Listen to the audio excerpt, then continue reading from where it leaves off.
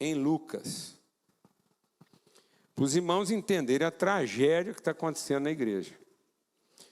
E que a maior vítima dessa tragédia são nossos filhos. Por quê? Porque quando Deus, presta atenção nisso aqui, que isso aqui é grave. Quando Deus prometeu uma expressão visível do seu invisível na nossa vida, Ele prometeu o quê? Um descendente. Quem vai abençoar todas as famílias da terra? Nossa descendência.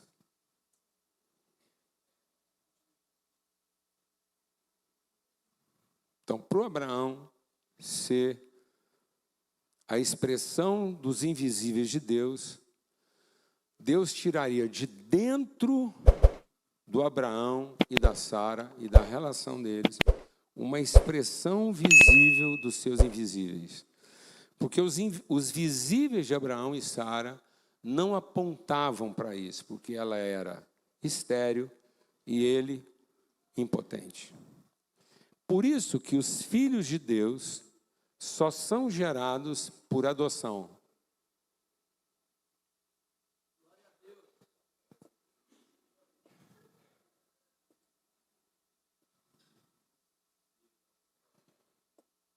Deus só tem filhos por adoção. Nesse mundo, Deus só gera filhos por adoção. Por isso que o pai de Jesus no mundo tinha que ser um pai por quê? Por adoção. E a autoridade de Jesus na terra não vinha da carne de Maria, vinha da adoção de José. Porque quem era filho de Salomão era José e não Maria.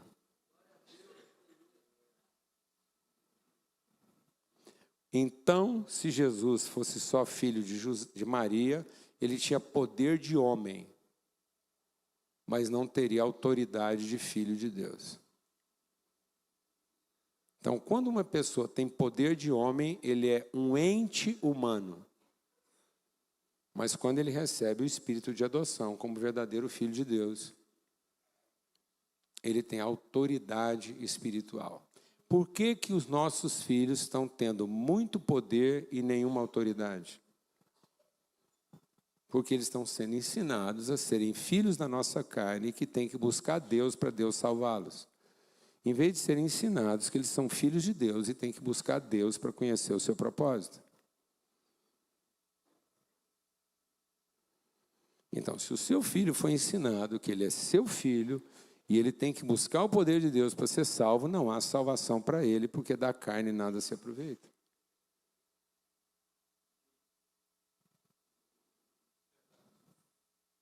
E Jesus não salvou os homens para que os homens fossem salvos. Jesus salvou os filhos de Deus para que eles fossem reconciliados ao seu propósito. Então, Jesus não é um salvador de salvos. Quem é salvador de salvos? O capeta. Jesus não é um salvador de salvos. Jesus é aquele que salvou os filhos de Deus para devolvê-los ao propósito. Então, Jesus é um reconciliador.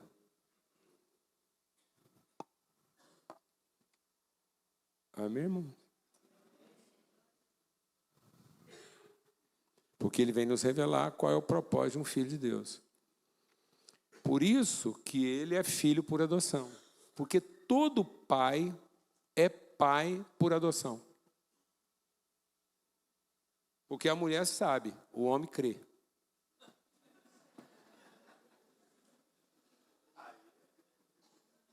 E não estou falando mal das mulheres, não. Estou desafiando os homens. Todo homem aqui é pai porque crê. Certeza mesmo quem tem essa mulher. E você fala, não, vou pagar um exame de DNA. Prenderam uma mulher no Recife, uns anos atrás, que cobrava R$50 para falsificar um exame de DNA. Porque você vai lá, faz exame, entrega o esperma, uns 5 dias depois eles entregam o resultado, você vai ter que o quê? Crer, ué. Então você vai gastar uma baba de dinheiro para continuar o quê? Crendo, ué. Então é melhor você crer desde o começo e acaba com isso logo, ué.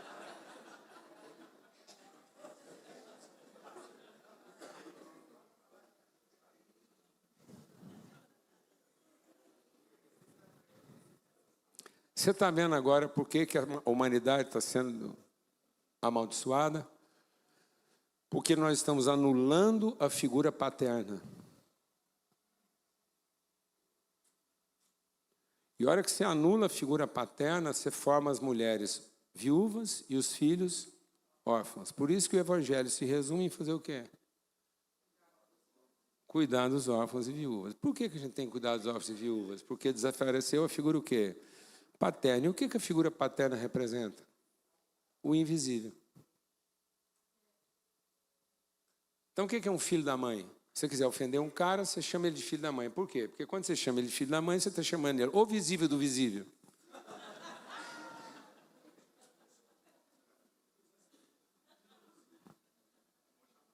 Por que ele se sente ofendido? É porque é como se estivesse falando assim para ele.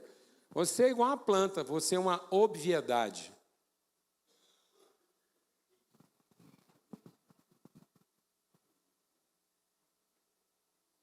Por isso que quando Davi foi enfrentar Golias, os irmãos de Golias, o povo de Israel, estava tudo tremendo.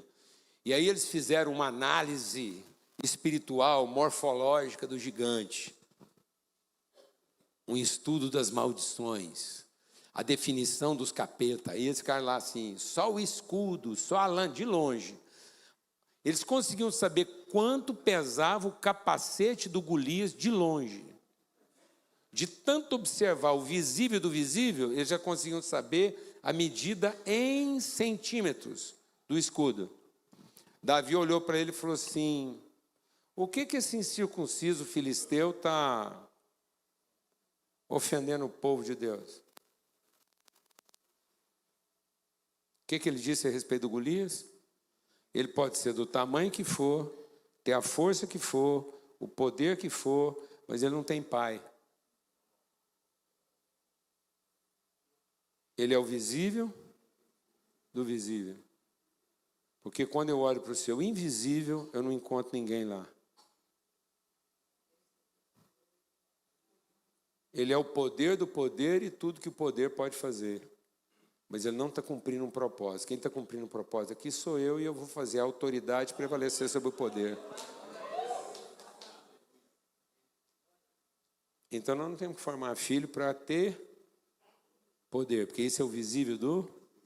Nós temos que formar filhos, porque mesmo não tendo poder, ele tenha autoridade. Tem em vocês o mesmo sentimento que houve em Cristo Jesus, que deixando o poder de Deus, assumiu a figura humana, e sendo achado em figura humana, se humilhou, até não ter nenhum poder. Porque ele não precisava de poder, ele precisava de quê?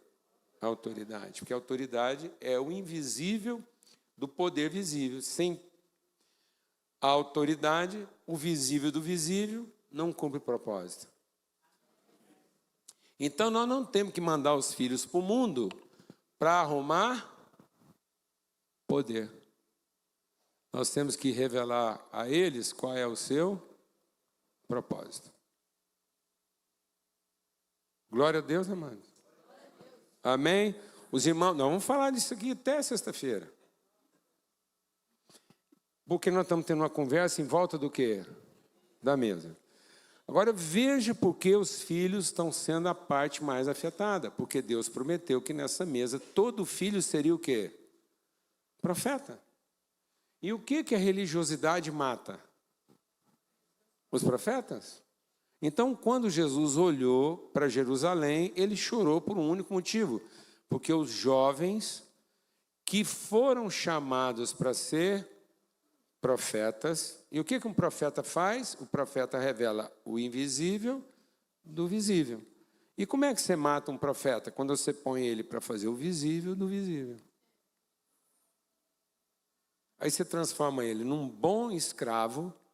E a hora que você transforma ele num bom escravo, porque ele sabe fazer bem o que você precisa que ele faça, você matou quem? O profeta. Então você quer matar um profeta? Faça o seu filho fazer bem feito o que ele sabe fazer. E ele acreditar que esse é o propósito da vida dele. Ser o visível do visível. Sabe o que você matou? O profeta que Deus mandou para sua casa. Ensinando ele a ter poder e não autoridade. Glória a Deus, irmãos. Amém? Então, em Lucas, para você levar isso para casa. Em Lucas, no capítulo 2, nós vamos ver o que está acontecendo com os nossos filhos nesse ambiente visível do visível. Amém? E não vamos falar de dois crentes espetaculares. Não estamos falando aqui de pai bagunçado, não, com problema no casamento, pai drogado, mãe sem vergonha. Não, mano. Nós vamos falar aqui do casal que Deus escolheu o filho dele nascer. Amém? Você não empurrar assim, achando que essa conversa aqui não tem nada a ver com você. Ah, não, esse tipo de problema aí que o pastor está falando, esses problemas aí, eu sei, é lá da minha vizinha, é o meu cunhado, eu sabia. Se o meu cunhado estivesse aqui nesse culto hoje. Não, mas nós estamos falando de um problema grave que está acontecendo quando Jesus tinha 12 anos de idade na casa do José e da Maria. Vou te falar o que aconteceu quando Jesus tinha 12 anos. Por que 12 anos de idade? É quando uma criança deixa de ser criança para se tornar homem. E por que nós não estamos formando mais homens com 12 anos de idade? Porque a gente criou um trem meio frankenstênico, chamado adolescente. O adolescente é uma coisa feita em laboratório, frankenstênica, e é um ser mutante formado de várias partes importadas, onde elas não têm conexão umas com as outras, e ele tem muito poder, mas não tem nenhuma consciência de propósito. E ele não foi formado pelo capeta, ele foi formado por homens e mulheres que se esqueceram de que a casa deles ia hospedar profetas. E começaram a acreditar que os filhos dele eram seus filhos e que tudo que eles tinham que fazer na vida era salvar seus filhos e não entregar a sua casa para que os seus filhos cumprissem um propósito. E aí, na medida em que eles criaram filhos para si mesmos, eles criaram Frankensteins, anomalias, patologias, assombrações. Pessoas híbridas formadas de parte de tudo quanto é trem do planeta.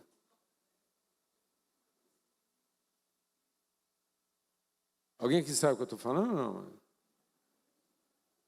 E essa patologia se desenvolveu, esse ser mutante, que antes era uma mutação que ficava só dos 12 até no máximo os 16, agora essa enfermidade se estendeu e eles estão acreditando que o adolescente pode ir até os 25.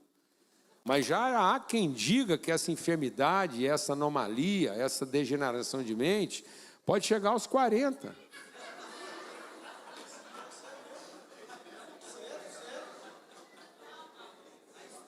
Você está rindo? Você está rindo?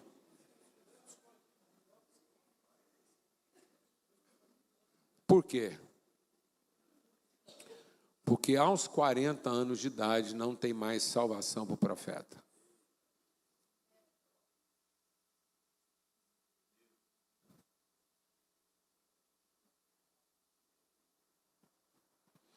Então,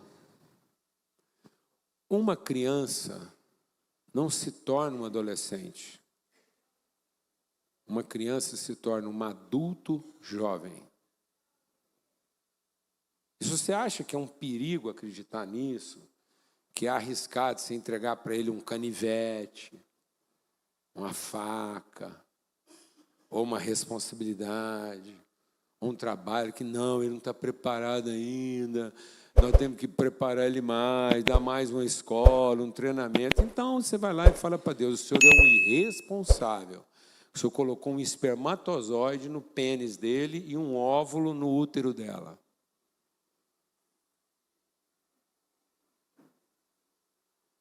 Então vai ser irresponsável para lá.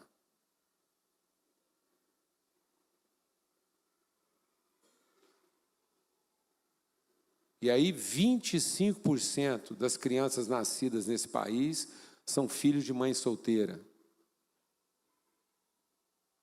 Por quê? Porque os nossos jovens estão em pecado?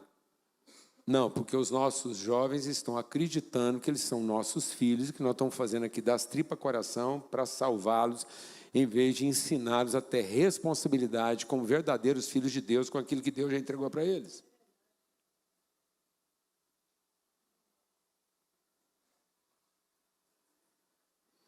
E aí o que pode fazer a gente abandonar um profeta? Vamos ler? A família que Deus escolheu, carregando a essência do ministério profético, e pela primeira vez a gente vai ouvir o que da boca de Jesus? Palavra.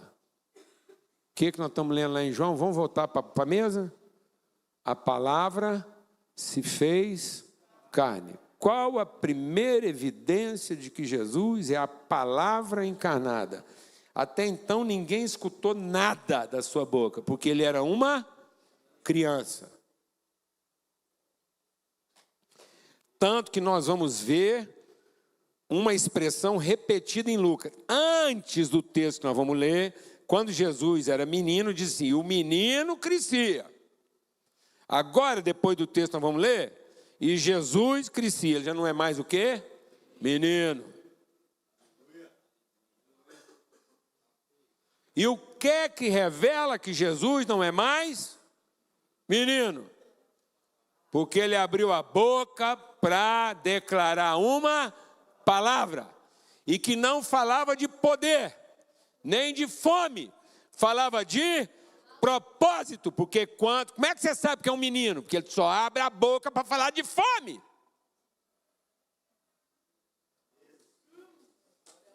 E como é que você sabe que ele virou um adulto?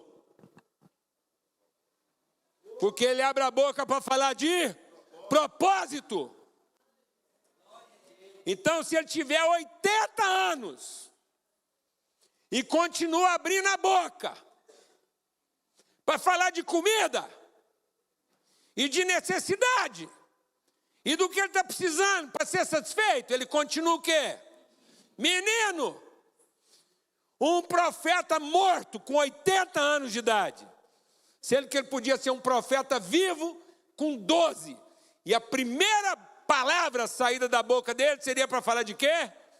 Propósito e não de comida. Agora eu vou falar para você o que mais está estragando os meninos. Onde é que os profetas estão morrendo? Você vai saber agora. Com pai ruim? Na bagaceira? Leia o texto. Todos os anos, os pais de Jesus iam para Jerusalém na Páscoa. Lucas 2, capítulo 40, versículo 41. Você está lendo pouco, hein? Porque quando Paulo conversava, ele não falava capítulo e versículo, não, só falava Lucas, Isaías. E quando ele estava conversando com gente assim, para frente mesmo, ele falava assim, os profetas. Acelera aí, velho. Então, em Lucas capítulo 2, eu posso continuar conversando aqui, Amanda? Está de boa?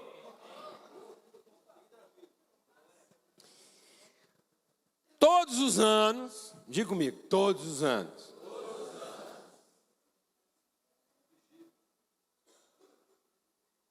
Está vendo? Então, um profeta pode ser morto, não é porque o pai vai na igreja de vez em quando, não. Pode ser morto por pai que vai na igreja regularmente. E todos os anos eles não iam para bagunça, não, desfilar na Sapucaí. Não, sabe onde é que o profeta... Sabe onde é que os profetas estavam sendo mortos? Jesus não olhou assim, ó, Sodoma e Gomorra que mata os profetas. Jerusalém diz, ó, Jerusalém, Jerusalém que mata os profetas. Você está preocupado que os meninos estão indo para não sei aonde? Eu vou te falar uma coisa, por que a gente tem que ficar preocupado para onde os nossos filhos estão indo?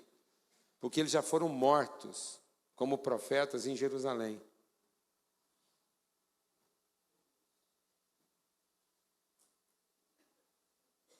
Vou repetir, porque às vezes você não escutou. Sabe por que nós estamos preocupados que se o menino vai lá para não sei aonde, e o sei aonde vai estragar ele? Eu vou te falar por que o sei aonde pode estragar ele.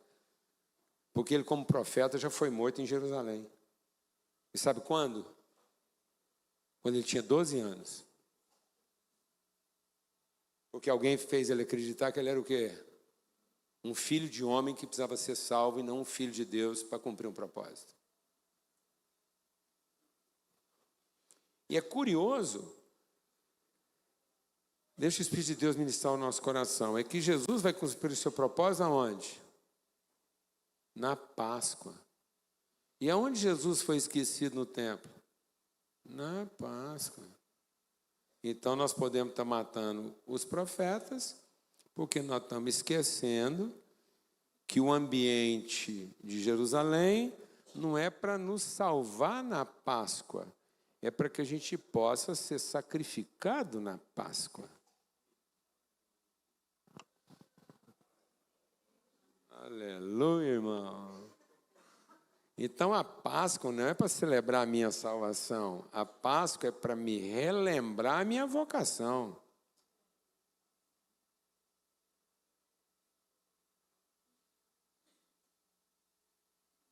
Como é que um filho de Deus cumpre o seu propósito? Sendo salvo na Páscoa? Ou sendo sacrificado na Páscoa? Amém, mano? Como é que você chama? É? Carol? Então, se Deus quiser, Carol, nesse ambiente você vai encontrar condições saudáveis para que o seu sacrifício na Páscoa não seja em vão.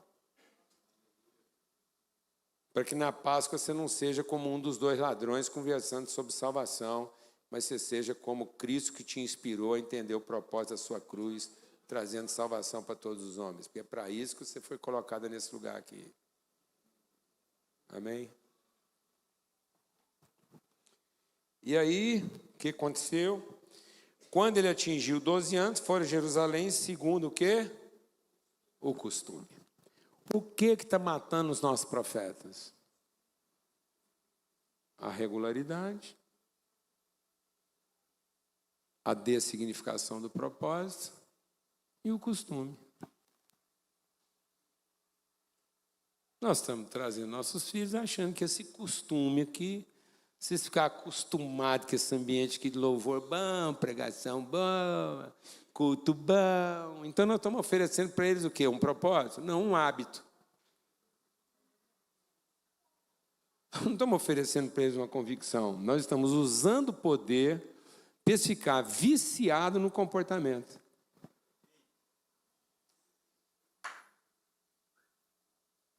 Rapaz, nós estamos formando jovens viciados em culto. Que só consegue sobreviver, não porque encontrou o propósito da vida deles, mas porque eles vêm aqui, cheiram um trem aqui chamado êxtase espiritual e isso vai esticando. Uma experiência de quê? De poder e não uma consciência de propósito.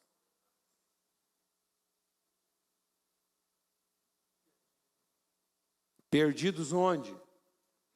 Onde Jesus ficou perdido com 12 anos. E aí está aqui, ó. Terminados, o menino ficou em Jerusalém. Está vendo? Como ele não abriu a boca ainda, ele é o quê? Menino.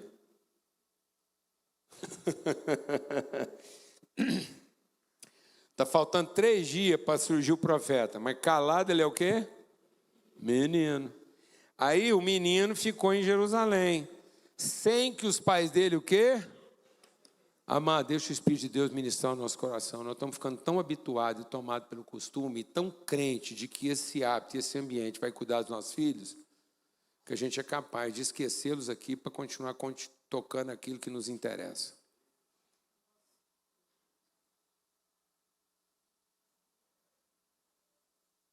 A igreja está cheia de jovens hoje que foram esquecidos aqui.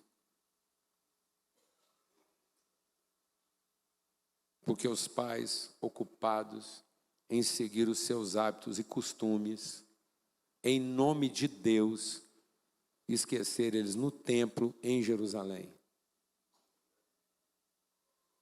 ignorando o seu verdadeiro propósito. E aí o que ajuda esses pais a esquecerem o menino no templo?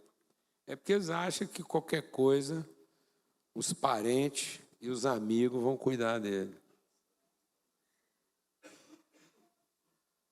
Sabe por que dá para esquecer um menino nessa igreja aqui? E voltar para casa e largar ele esquecido aqui? Porque a igreja funciona.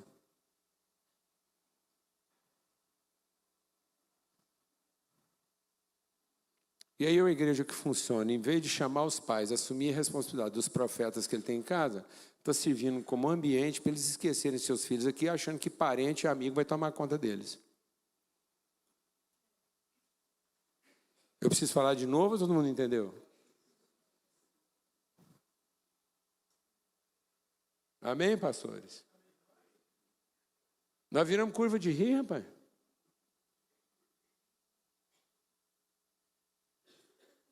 Viramos curva de rir de mulher que não presta, marido que não funciona, filho que não dá certo. Os caras chegam lá para mim e falam assim, pastor, eu vim aqui para você orar pela minha esposa. Eu falei, eu?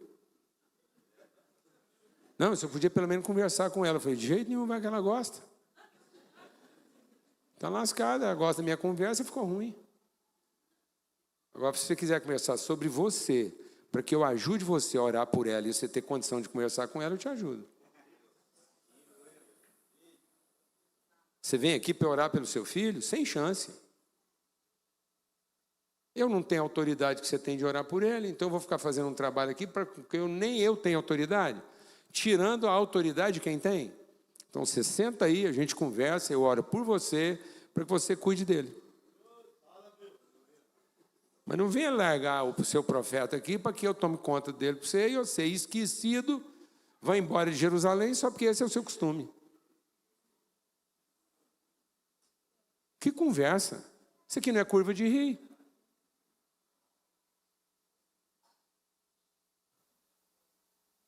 Para não ficar aqui consertando profeta esquecido. Amém, irmãos? Papo de família, irmãos. Vai vir aqui para ter uma conversa de família. Pensando, tá vendo? Está vendo como é que o que a gente entendeu substitui o que a gente conheceu? Está vendo como é que aquilo que a gente acha que entendeu é o que está nos atrapalhando? E de acordo com o que a gente entende e acha que entendeu, e porque está certo que entendeu, a gente vai perdendo a sensibilidade. Depois nós vamos falar mais sobre isso. Que estavam entre companheiros de viagem, andaram um dia inteiro, então começaram a procurá-lo entre parentes e conhecidos. Você vê que tem 3 tipos de gente na vida de crente, sem vergonha, relapso, que se esqueceu que tem um filho profeta em casa. Companheiro de viagem, parente e conhecido.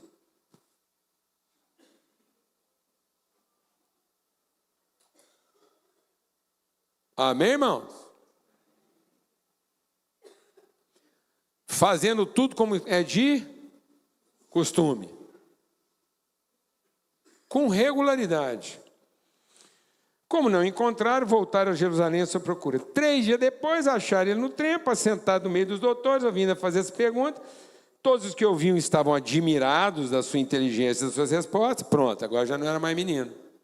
Já estava ejaculando. Palavra virando carne. O que verbo quer dizer o quê? Palavra. Palavra quer dizer o quê? Semente. Semente quer dizer o quê? Sêmen. Então, quando Jesus abriu a boca, ele está jogando uma semente. É o seu momento de transformar palavra em carne. Transmitir, comunicar, repartir. E aí diz assim, ó, todo mundo admirado. E aí o que aconteceu? Os pais ainda vão dar uma bronca no profeta. Como é que você faz isso com a gente? Típico. Gente religiosa, agindo por costume, ocupado com as suas próprias coisas, negligenciando a sua vocação, transferindo responsabilidade para os companheiros de viagem, parente e conhecido, negligente, displicente, ocupado com aquilo que não interessa, em vez de se ocupar com aquilo que é o propósito. Depois, se der algum problema, vai lá chamar o profeta na responsabilidade. Se não é de lascar.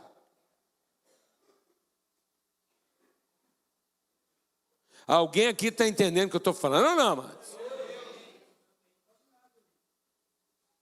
Aí leva o profeta para casa, puxado pela orelha, cheio de culpa, que ele é que está lascando a vida da família.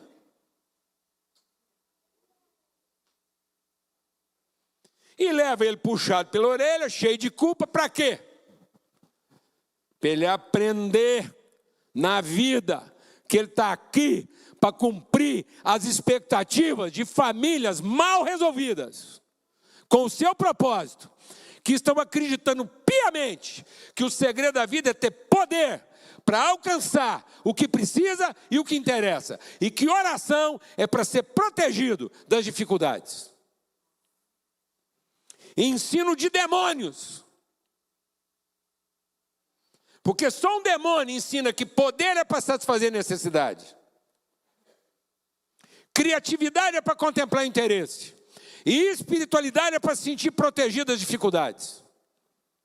Ensino de demônio. Que mata quem? Os profetas. Fazendo eles acreditar que são nossos filhos. E que na vida, ele só tem que descobrir quanto poder ele tem para poder comer todo o pão que ele precisa. Que a vida é usar toda a criatividade que ele possui para produzir uma liturgia que lhe dê o que lhe interessa. E o reconhecimento que ele precisa. E que espiritualidade? É para ele rezar certinho, para Deus cuidar dele como uma criança mal criada. Capeta! Porque o Filho de Deus nunca prometeu isso. Ele prometeu o quê? Propósito e autoridade para cumpri-lo. Deus não te prometeu um filho para ser bem criado segundo suas expectativas. Esse filho é da sua carne e não tem salvação. Deus prometeu o quê? Um profeta. Então, cuidado para você não estar embrulhando os seus profetas, nos seus costumes, nos seus hábitos, depois querendo achar eles no meio dos seus companheiros de viagem, seus parentes e seus conhecidos. E quando finalmente você os encontra, ainda coloca sobre eles a culpa da sua infelicidade e da sua ansiedade.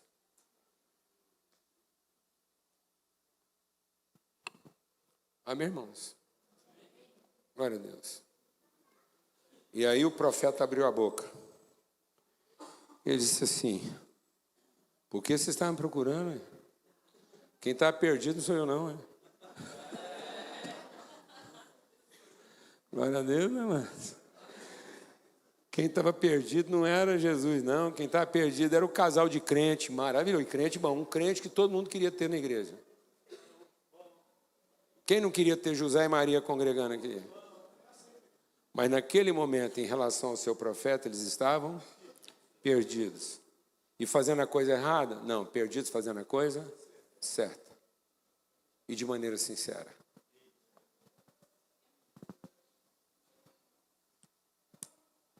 E aí que Jesus falou para ele: vocês estão me procurando no lugar errado. É por isso que vocês estão ansiosos e achando que eu estava perdido. Perdidos estão vocês, porque vocês foram avisados desde o começo que eu não estou aqui para satisfazer a expectativa de vocês. Eu estou aqui para cumprir o propósito do meu Pai. E aí, aquele que não era mais agora, menino, continuava crescendo. Foi para Jerusalém menino, voltou para casa o quê? Adulto. Jovem, que ainda precisava aprender muito. Mas adulto.